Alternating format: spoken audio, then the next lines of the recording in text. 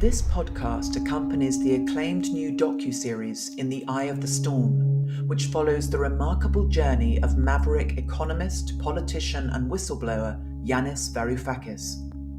Both the series and podcast explore the connections between power, democracy, capitalism and the deepening crises of civilization. The series is available to watch now. Details in the description. Enjoy the conversation. Well, look, maybe I should just say at the start, the idea of the podcast is to explore in greater depth the themes of the documentary that we're launching about Yanis's political journey at the same time. And one of the key themes is the rise of the far right and the spectre of fascism. And I think that overlaps, quite significantly with a lot of your work and your recent book. So I thought perhaps you could begin by kind of giving us a state of play as you see it in North America in terms of the rise of the right, and have things got worse in recent years and kind of the possibility of Trump's return? How are things looking? Not good. Yeah. I can't remember an election cycle as grim as the one we're entering in 2024, with the combination of an unfolding genocide in Gaza being waged with the full partnership and beyond just support, but true partnership of the Biden administration, and Trump coming back with full force, repelling every criminal investigation, I think determined to seek vengeance, coming back in a different mood. I think it would be a real mistake to imagine a second Trump term after this interregnum as just a sort of seamless continuation of the first. He's just been marinating in rage this whole time. And of course, there's a huge irony in the way that Trump and his son-in-law, Jared Kushner, set the table for the situation that led up to October 7th, right? With the Abraham Accords, with moving the U.S. Embassy to Jerusalem. And Trump has just been watching this whole thing unfold and is going to reap the benefits. But yeah, I think it's really a brutal situation, and it has to do in part with, I think, a deep failure of understanding the nature of fascism, of understanding it in an extremely exceptionalized way, where it's like all it is a sort of one-to-one recreation of Hitler and Mussolini in the 1930s and 40s, and we fail to see the omnipresence of the fascist project in colonialism and imperialism and Jim Crow and in earlier colonial genocides. And so because we turned it into something really, I say we, like in the imagination of the Allies and in the sort of traditional Holocaust education that I grew up with, I think we fail to recognize what many deep left thinkers recognized at the time in the 40s. I'm thinking of Walter Benjamin, who saw barbarism as the flip side of the civilizational project, as he wrote, shortly before his death, or W.E.B. Du Bois and Aimé Césaire, who were saying that this was imperialism coming home to Europe, and that nothing that the Nazis did had not been done to the so-called, darker nations. So I think we didn't understand it in that same way. And so now, the Democrats are poised to do this, Trump equals Hitler, vote against fascism. And you have a whole generation going, we see fascism in Gaza. We see this is genocide now. And so it isn't like a lesser evil, because what's more evil than genocide? So I think we are in a corner we have not been in before. And I think we need to recognize when we are in a kind of a rupture, right? Because there's such a I think we need to learn from history, but I also think we need to have the capacity to be flexible enough to see what is different, and this is not the election where, it was like Bush Kerry, where it was like, okay, you have two pro-war candidates, both in favor of the war in Iraq, but one of them waged the war and the other just kind of tacitly supported it or actively supported it. But, this is different. What Biden has done, in partnership with Netanyahu is very different. And so that old trope, right, that the Democrats are always able to deploy of like, well, do you want us or fascism? How does that work when we are seeing we're seeing a fascist genocide, a new iteration of it in Gaza? I mean, I just want to say, yeah, it's the same situation in the UK, very much with Starmer backing to the hilt Israel as they carry out this genocide. Yanis, I wonder if you could respond to that and perhaps bring in the idea which you also talk about in the series, which is the collusion between the far right and the center ground, and the fact that they're continually feeding off each other, especially electorally. Before I get into that, I need to thank Naomi Klein once again for her work, particularly Naomi. The fact that you mentioned genocide 3 or 4 times.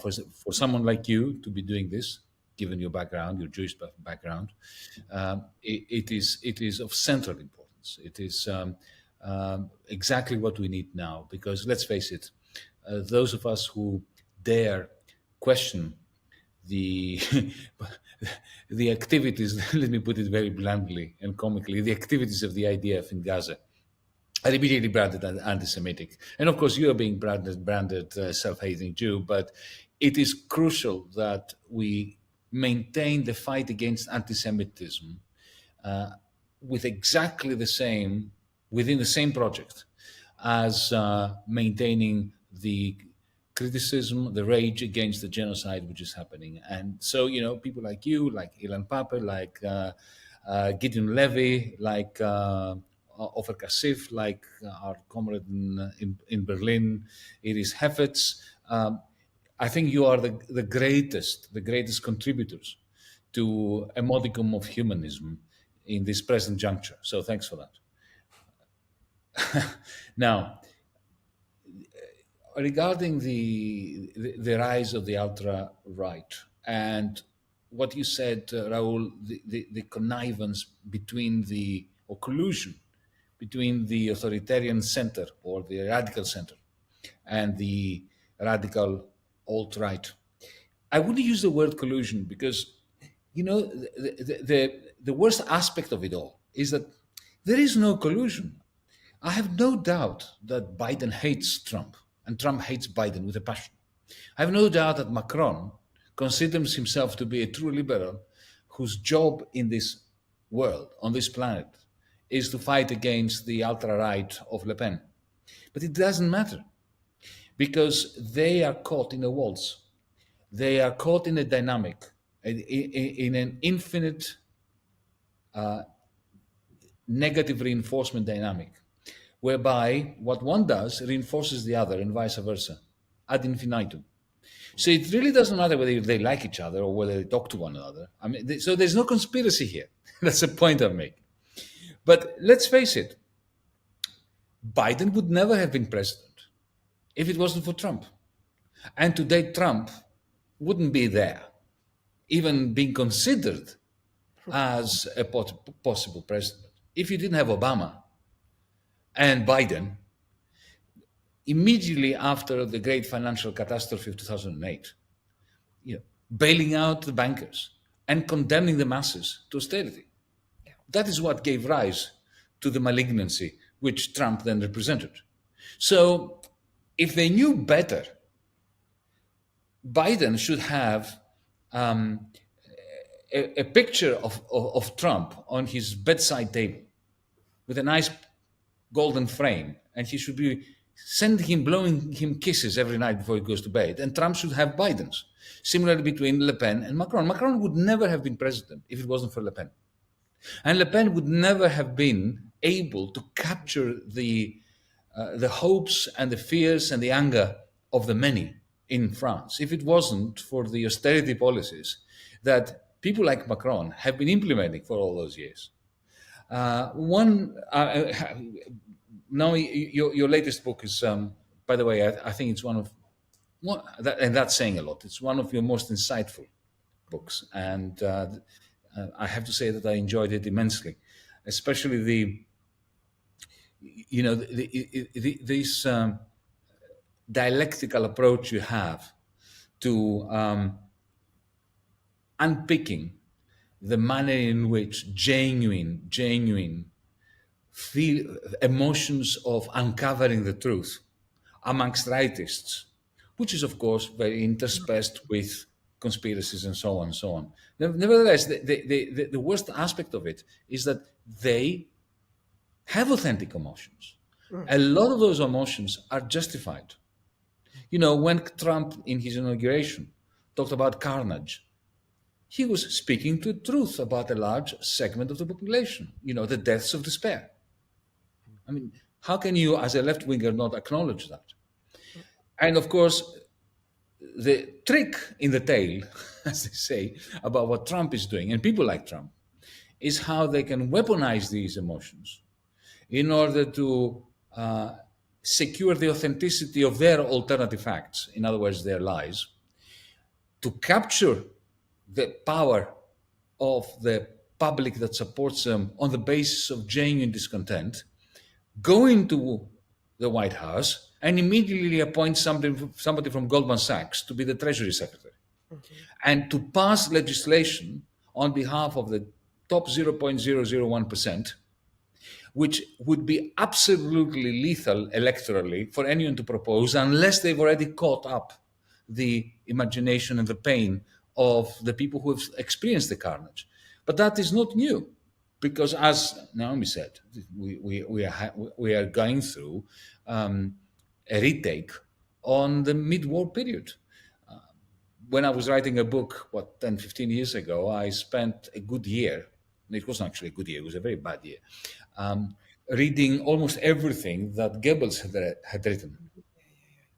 And if you read Goebbels' texts, especially his pamphlets and his speeches of the 1920s, not the 1930s, the 1920s, before they were successful, when they were at around 3.5%, the National Socialists, the Nazis, all his talks and his pamphlets and his articles comprised 500 words, almost exactly 500 words. The first 250 words were brilliant.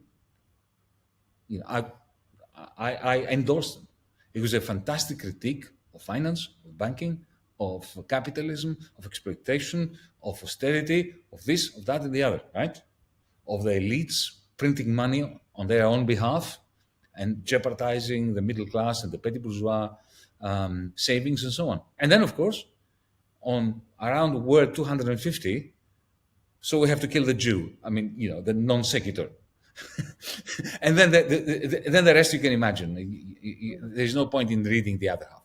But this, the Steve Bannons of the world, and even Boris Johnson, who is not as much a buffoon as he's being presented, if you hear him speak, occasionally when he's not intoxicated, they are simply second-rate versions of Goebbels, because a lot of what they say resonates with reality.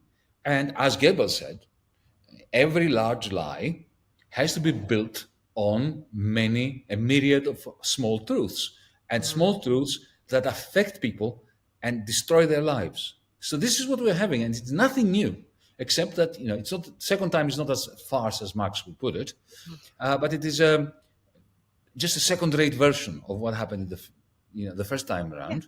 And the first time wasn't the first time. I mean, this is what I think is so important about understanding even the significance of the South African case against Israel before the ICJ, where you have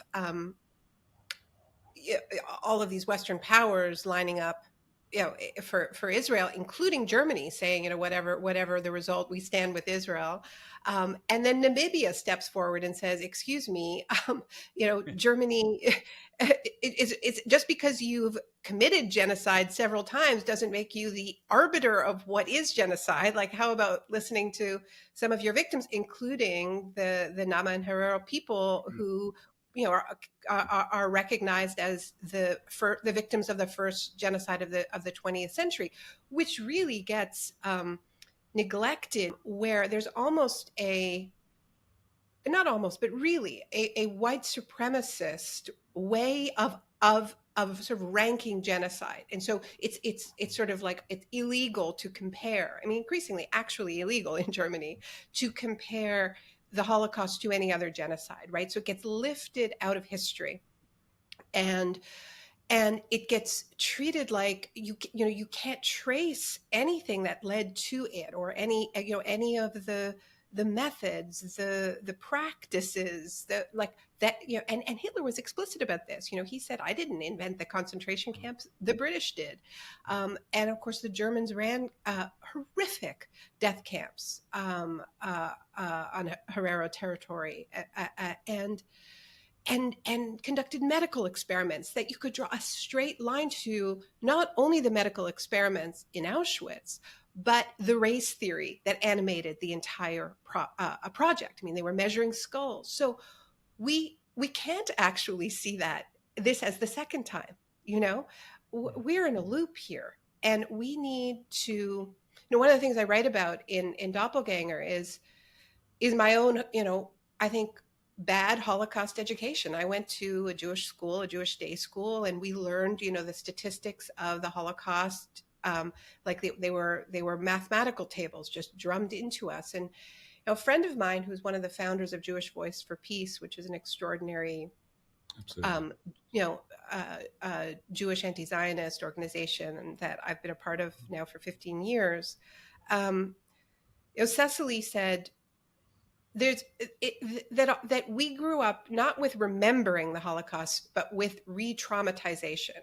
That this is a culture not of remembering, even though it's called the Holocaust remembrance and so on, but it's actually a practice designed to keep the descendants in a heightened traumatized state, right? So it gets reenacted, right? Like, we would like to think about the Holocaust museums where you put onto cattle cars with the idea is to get a bodily experience.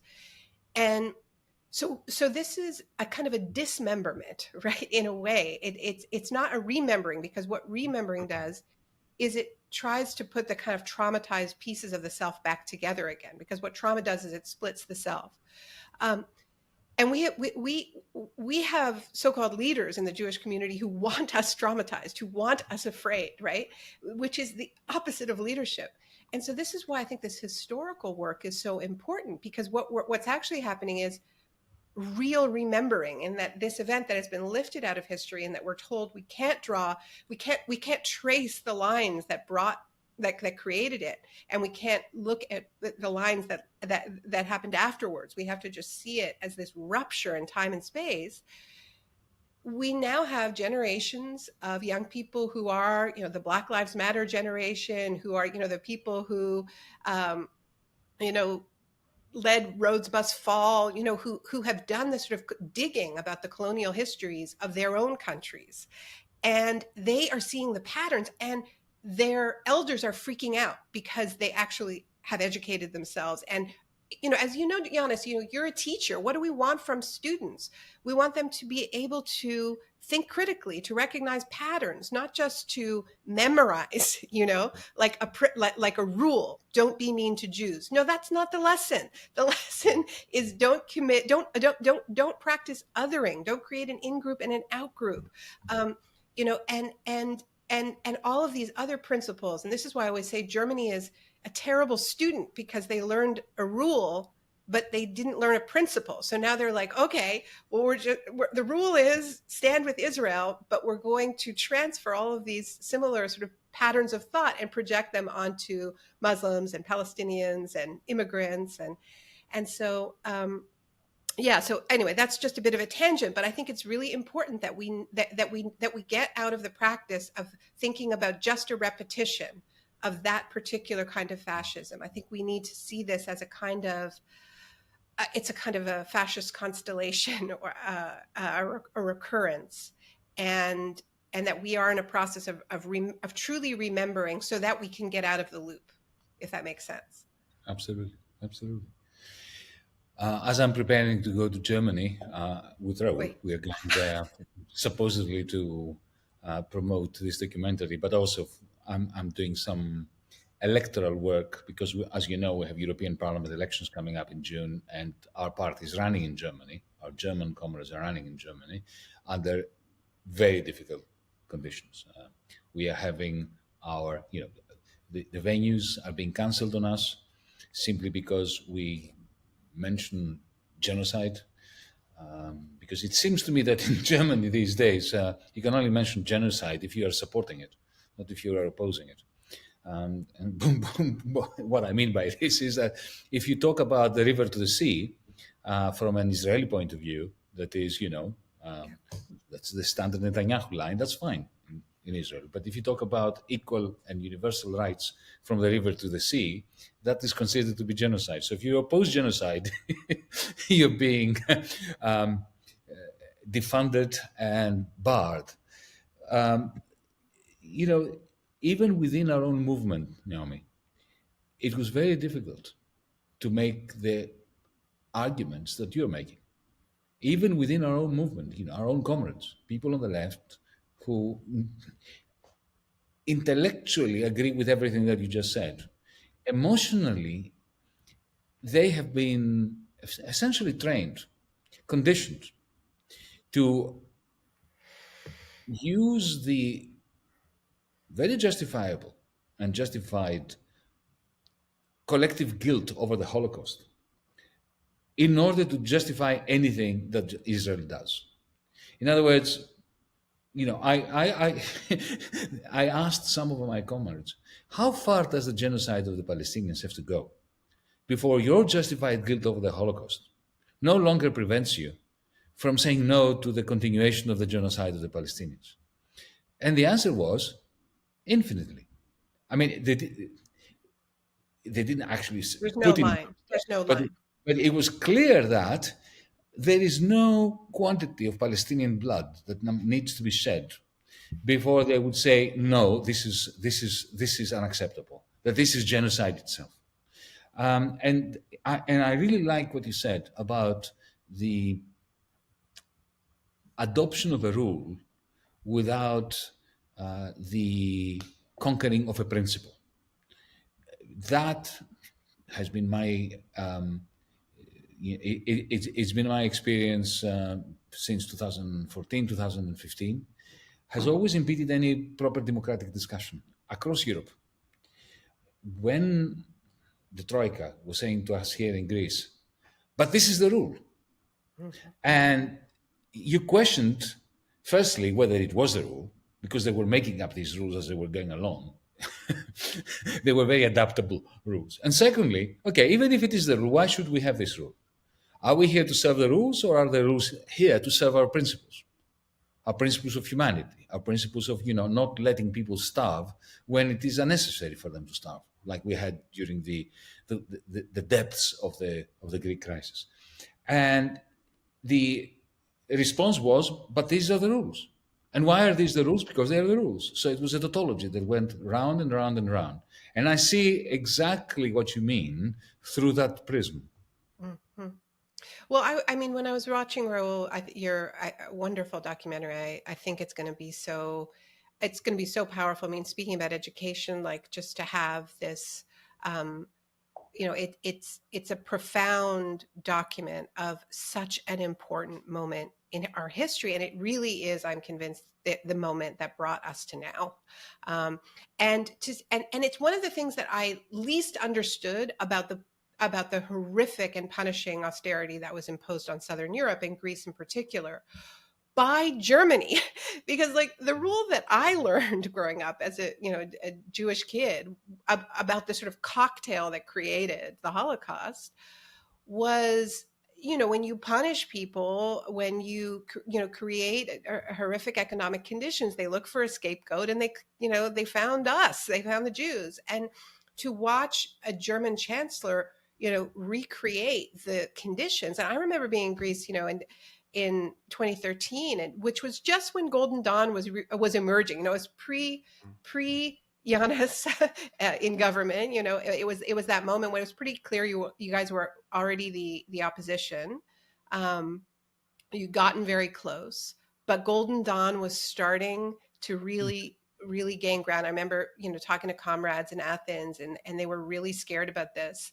And it was just that feeling of like, okay, it's really us or them. I mean, this is the thing, you know, that what I work with in the book is this idea that what the right is a warped doppelganger of the left, right? This is why the centrists can't beat them. It's only the left that can beat them, because they are taking the rage and the at inequality and injustice that is rightfully the terrain of the left, and they're doing a bait and switch with it. But the weaker the left is, and the more the left betrays its own principles, the more of an opening they have. And that's, you know, it's that sort of triangle between the center, the right, and the left. And that's why I hate the kind of horseshoe theory that tries to create an equivalency between, you know, the left, you know, the quote unquote far left and the far right. We are the only ones who can beat them, because we actually have real answers and real solutions to the real pain that they are speaking to, whereas all they have is,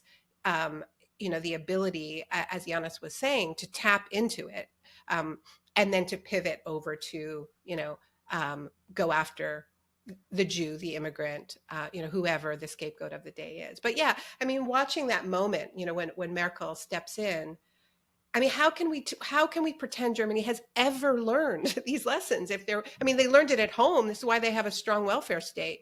But then they go and create the crisis elsewhere. But of course, that crisis has now beaten them. Oh, sure, it always comes home. Because yeah. The austerity that they imposed upon the rest of Europe caused a massive diminution in investment, a complete failure to invest in green technologies and green energy. Complete failure. You can see now that the Green Party in government is opening up lignite mines again as a result of that failure to invest in green energy for 15 years now, because of the austerity they imposed upon us. But you see, somebody like Schäuble, who died last December, was an ideologue, you know what I mean? He believed in austerity. And deep down, the reason why he was imposing it on us was because he wanted it to be exported from Greece to Ireland, to Portugal, in order finally to return to Germany. And within 2 years of the 2010 bailout of Greece and the austerity package here, he imposed it on his own country. As we speak, the German government of the Social Democrats, the Greens, and the Liberals, the Free Democrats, are imposing an austerity budget on the people of Germany. So at a time when we have an energy crisis, there is a war in Ukraine, natural gas is being switched off, instead of investing on the things that Germany, even the capitalist class of Germany requires, you know, the industrialists, instead of doing that, they're imposing austerity upon themselves, as the far right is surging and having secret meetings, they are the only opposition, massive deportations. Yeah, right. Because if you have the Social Democrats introducing austerity, the right are going to be the only ones who benefit in the end.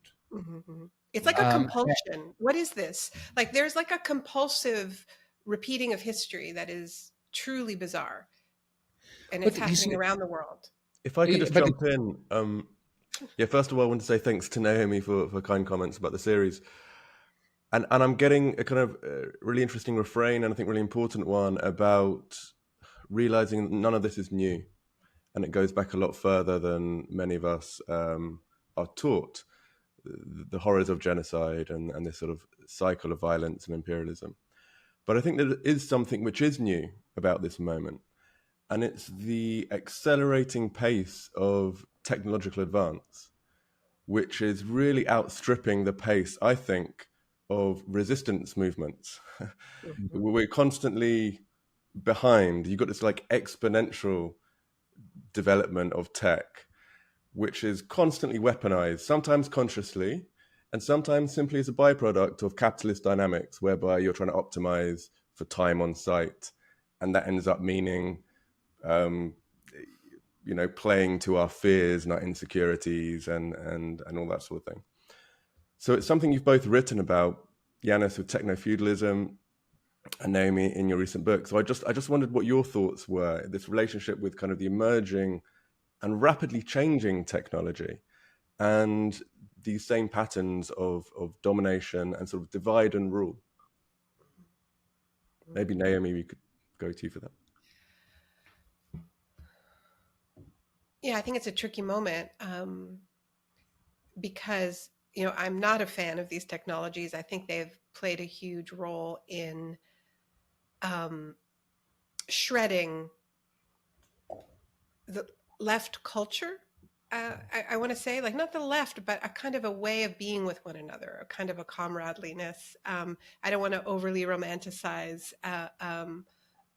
Obviously, the left has always had lots of fighting and sectarianism and intramural cruelty, but I think the extent to which it is just a pastime it has been massively augmented by these technologies. What I will say, and what I deeply agree with Yanis on in his really important analysis in techno-feudalism around that this is another phase. This is in one of these ruptures where we have to understand that like what is new about this, and it is an enclosure of our very selves, right? So if we think about the enclosures of the commons, what is enclosed by these by the privatization, not just of our communications with each other, but of our faces with facial recognition technology, of our friendships, of our political movements, with sort of the hashtagging of politics. It's it is, I want to say, the final frontier of the neoliberal project in many ways, but I think it goes beyond that because it can go a lot further with with AI and the creation of these doubles of ourselves that we don't have control over and so on. But it's a bit of a complicated moment because these companies wouldn't have grown in the way that they have as quickly as they have, the social media companies, if they weren't fulfilling a need and also entering into the gap created by corporate centrism, right? Which we also see in the midst of genocide in Gaza because the mainstream press has failed so spectacularly to tell us the truth, to get their cameras in, to get their people in. So it is these heroic, Instagram, and Twitter accounts of Palestinian journalists on the ground who are the main reason we know what is that is happening. So, I don't think that redeems the project, but I think it points to the fact that we need an actual commons for our communication, and we need to deprivatize our very selves and our relationships. And I do think that we are in such one of the reasons why I appreciate Progressive International is that it's a kind of a return to a more, it uses these digital tools, but it's a return to a tradition of actually getting together as opposed to just as individuals kind of screaming at each other online. I think that if we didn't have that kind of escape valve to be able to spend our days doing that, we probably would be getting together more and strategizing more and organizing more. So I think it's sort of this double edge that these tools are helping in some ways to just let us know what's going on, but they're also hurting our organizing abilities by distracting us. I don't know. How does that map sound to you, Yanis? Sure, absolutely. Look, for me, the technology is never the culprit. Suppose that a steam engine was invented in ancient Egypt. It would have made no difference. The pharaoh would have it in his palace and show it off to his visiting dignitaries, because there was so much slave labor to build the pyramids and to plow the lands around the Nile and to create, harvests and so on. So the technology on its own means nothing. It has not a great impact. What happens is when the social relations of production are so advanced or are sufficiently advanced for a new piece of technology to come in and give enormous power to the owners of that technology, like the steam engine in the late 18th century early 19th century. Then it became an instrument that facilitated, along with the enclosures, of course, before that, and the creation of the working class and the commodification of the land, it created the factory. And once the factory was created, you had created, this monstrous power of capital, of privately owned capital. What is happening now with big tech, and that's why I'm irritating a lot of my comrades on the left by talking about techno-feudalism as opposed to some kind of digital or platform capitalism, is that the technologies that Naomi is referring to, that poison our conversation, that create the enclosure of ourselves within these algorithmic spaces, which are essentially digital fiefdoms ruled by people like Zuckerberg and Google and so on and so forth, and Bezos, in order to extract gigantic rents from both us as a new kind of serf, cloud serf, I call us now, as well as capitalists who, now have to pay 40% of the price they receive from us when we buy a pair of binoculars on Amazon.com. 40% of that, which is huge, gigantic rent, goes into the bank account of Jeff Bezos for doing nothing. He doesn't produce anything. He's produced a digital fiefdom. So we have a new form of capital, cloud capital, I call it. It's what lives inside our various screens and appliances. And it's very different from every other kind of capital we had. Because every other kind of capital we had was a produced means of production. It was a machine that was built in order to produce other stuff. This capital, cloud capital, is significant, and it creates a new phase, as Naomi put it, because it is not a produced means of production, but it's a produced means of behavioral modification. For the first time in the history of humanity, we always had prophets and authors and orators and musicians and advertisers and marketeers and politicians trying to modify our behavior, but they were human beings. We could see them, look at their face and recognize or try to recognize their motivation and so on and so forth. Now there is an algorithm. And that algorithm is in an infinitely dialectical relationship with us. We train it to train us, to train it, to train us, to train it ad infinitum, to put desires into our heart and to modify a behavior in a way which is maximizing the probability that Jeff Bezos is going to get another $1 out of the people who sell things to us, while we are replenishing for free his cloud capital that reproduces itself and his power to do that. That's what I call techno-feudalism. And those algorithms, when it comes to the public square, to the conversation, they are primed to poison the conversation between us. There's no doubt about that. But at the very same time, we can't turn the clock back. So just like with Gutenberg and printing, which was an instrument in the hands of the Catholic hierarchy to produce the Bible and to produce the propaganda of the church, well, we produced pamphlets as well. So we need to use those technologies against their owners. And that's a very old story. It's nothing new. But at the same time, to imagine a world where algorithms are cooperatively owned. And then they're very, very different things. So compare and contrast, just very briefly, what happens when you call an Uber today with what you could have had if we had a kind of participatory socialism. So today with Uber, for me to use Uber on my phone, I have already to have begged my banker to prove to Uber who I am through my credit card or debit card.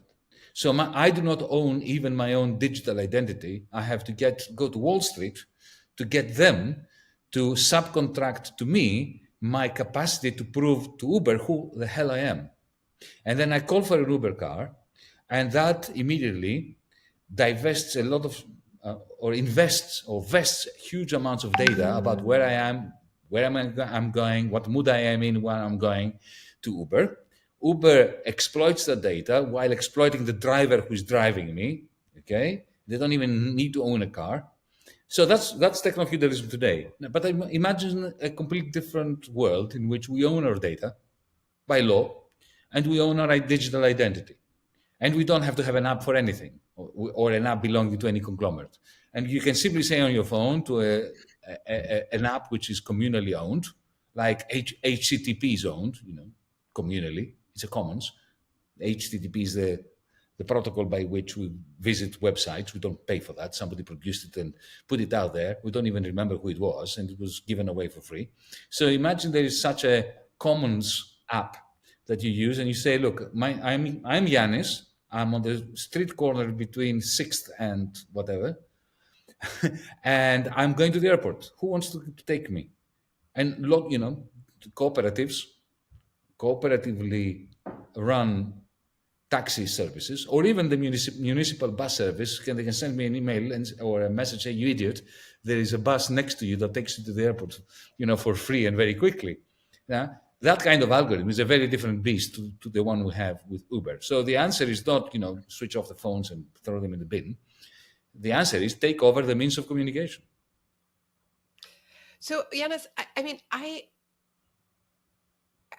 one thing that came back to me also while watching Rahul's film is just the lost opportunity of the rupture of 2008, of the moment of global uprising afterwards, of just the indisputable evidence that the system is rigged and failing, and then having these hope and change candidates come to power in different countries, and have them just continue the status quo. I mean, that's the story of Greece. It's the story of the Obama administration. And it could have been otherwise, right? But those moments, those ruptures, right, this is what I learned from studying the shock, what I call the shock doctrine, is like the right has been ready in moments of rupture.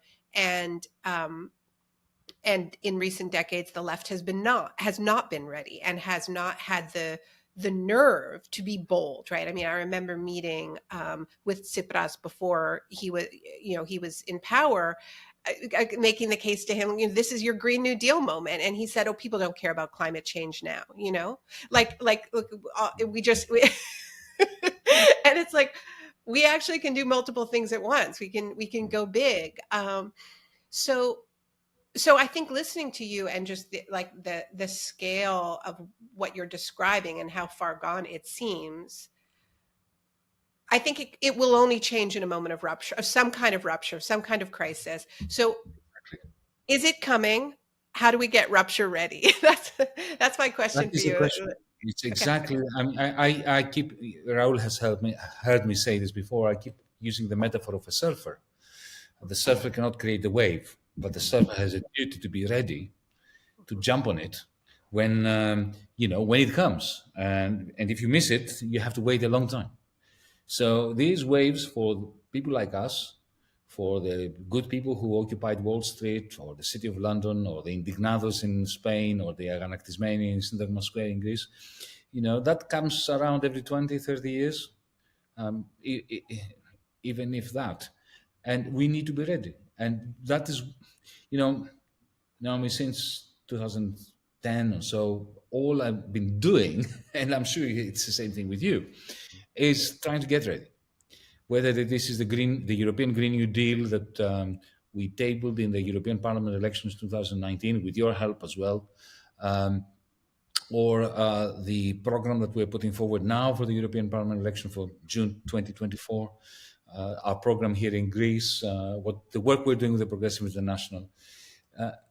But I have to confess to you that the reaction you got from Tsipras is not uncommon today. I mean, it's waned. People are far more aware of how crucial the climate catastrophe is, and also that it gives us opportunities for shared prosperity and new kinds of jobs, and reconsidering and recreating and re-envisioning work and re-envisioning what it means to be well off. But again, the left has not cottoned on to the extent that it should have cottoned on. So we have a major, major job to do in combining the demands for, let's say, a basic income with the demands for reconstituting corporate law, taking over or changing, altering radically property rights over means of production, distribution, and communication. And how does that fit in with the Green New Deal? We are not ready. We're far from it. So we better get cracking. Hopefully, it will be a few more years before the wave comes, and we will be ready. But we cannot do what we did, with Occupy Wall Street, which is to gather in a square and have endless discussions about whether we should sell sandwiches, or not, amongst ourselves. There has to be a better plan this time around, and we need to engage disaffected members of the big tech community and disaffected members of Wall Street. And there are. They were in 2008. We just didn't engage them.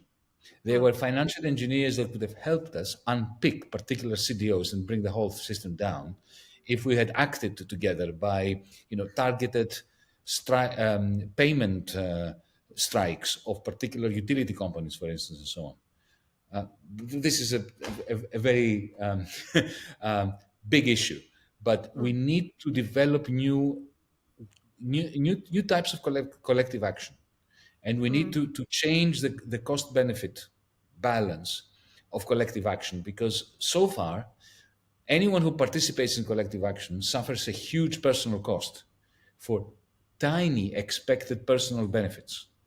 So only heroes and heroines participated since the 19th century in collective action, because the cost was so great personally. We need to change that. We need to redress this. And I think technologies can help us if we deploy them for subversive purposes.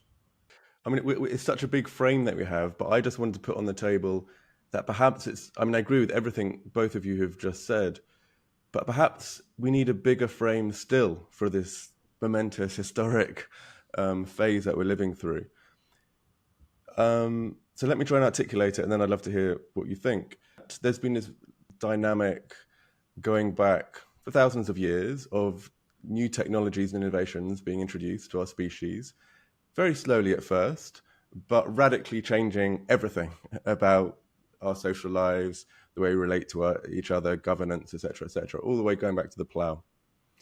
But in recent decades, crossing a threshold in 1945, when we developed the technology to destroy ourselves, that rate of change has just shot up, and it seems exponential now.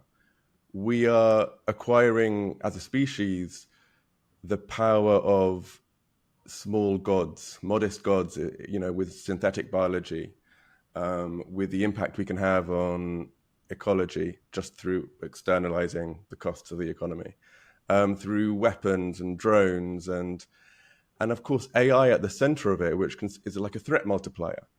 It can be weaponized to just accelerate and deepen the threats in all these domains. I just wondered how we can incorporate, us being of the left and the concerns we have into this sort of unique historical moment where technology is about to cross this remarkable threshold with AI and all the implications of that.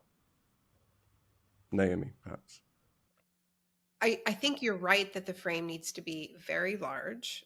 What we need most is synthesis. And then, this is what Yanis was saying about this feeling of like, oh, well, like we're still acting as if there's a sort of scarcity of care around, like, how, what can we focus on right now? Well, if we're focused on war, if we're focused on fascism, then we can't be focused on climate, right? And I think this is part, or if we are, if we're focused on AI, then that has to be like the main frame. So, and I think this is a product of the way our behavior has been modified and the way we've been trained by the algorithms and the machines, is that it biases towards very compartmentalized, sort of small issue areas, and against a sort of enlarging of the framing that these tools actually really cannot handle synthesis. They cannot handle connecting of the dots. They handle very sort of pointed interventions. And so we're trained to do that very well. And we're losing the muscle of like, what are the common threads? And how can we have a much more expansive understanding of what connects the willingness to let people die in Greece after the economic crisis, with the willingness to let islands drown in the Pacific, to the willingness to let Palestinians starve in Gaza, and also what is the alternative to that kind of necropolitics, you know? So it's big story time. I mean, part of it is narrative work, and part of it is that really specific kind of policy technology work that Yanis has been talking about. But I feel like we really need both. What do you think, Yanis? Look, when I wrote Technofeudalism, at the heart of my hypothesis was that, look, folks, don't worry about what artificial intelligence is going to do to us. It's already done it. My whole point about the rise of cloud capital and this transformation into a kind of neo or techno-feudal order, this has happened on the basis of the algorithms that we already have. I don't fear, Terminator movies worry about the singularity when the machines, become sentient and start attacking us. I'm not worried about that. That will never happen. And you know what? And why does it need to happen? If there is a drone today, and there is a drone today, that can come into this room, into this house of mine, and with facial recognition find out who I am and autonomously kill me, do I care that it is not sentient? I don't give a damn. It's already happening. As for your point that our intellect grows much slower than our capacities, technological capacities.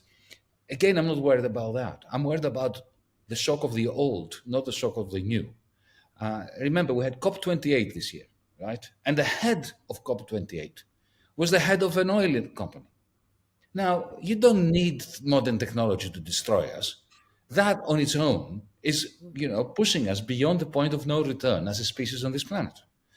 With or without AI, even if, big tech become all very nice guys and Elon Musk becomes, a Naomi Klein supporter and an environmentalist, the fossil fuel industry is going to destroy us anyway.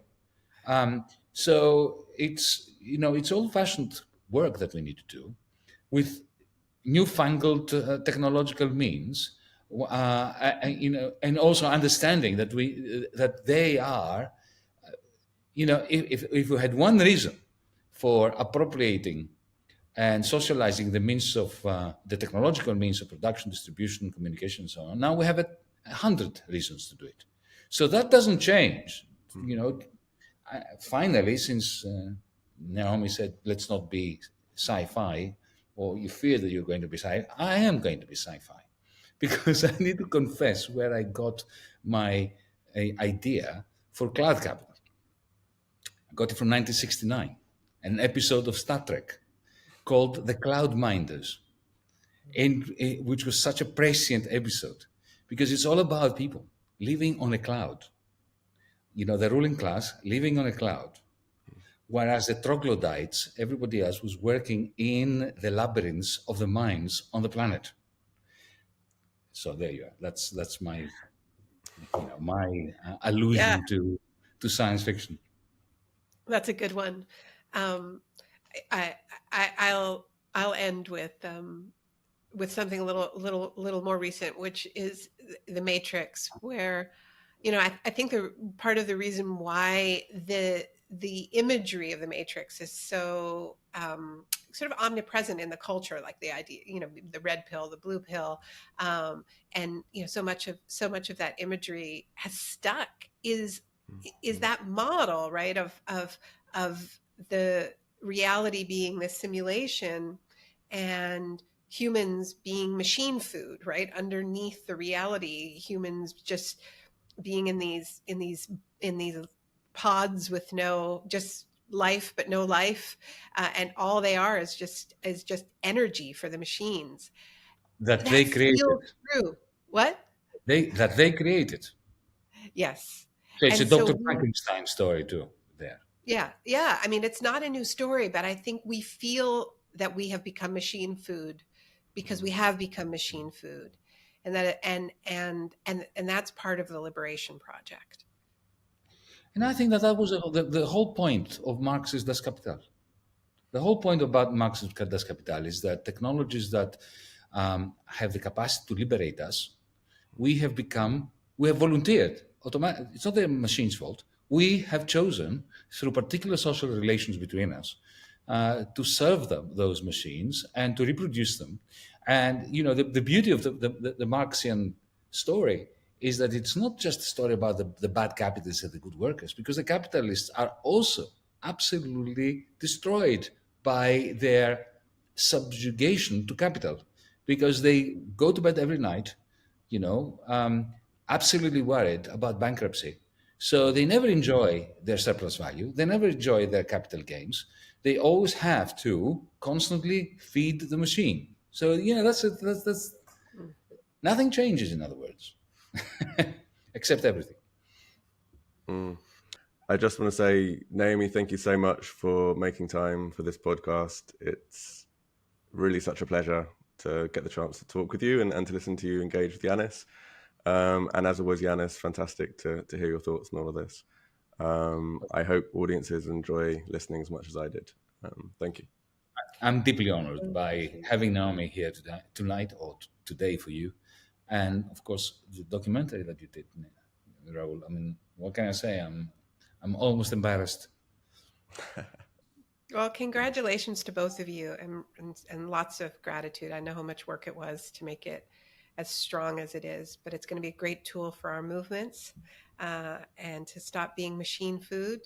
And thanks for the excuse to chat. We need this. Thank you. Much love. Take care. Thank you. If you enjoyed this podcast, please like and subscribe to our channel.